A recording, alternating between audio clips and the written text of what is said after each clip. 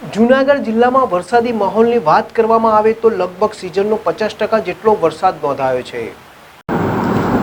સૌરાષ્ટ્ર વિસ્તારમાં ચોમાસું ફરીથી સક્રિય થયું છે, ત્યારે જૂનાગઢ જિલ્લામાં વરસાદી માહોલની વાત કરવામાં આવે તો લગભગ સિઝનનો 50% જેટલો વરસાદ નોંધાયો છે।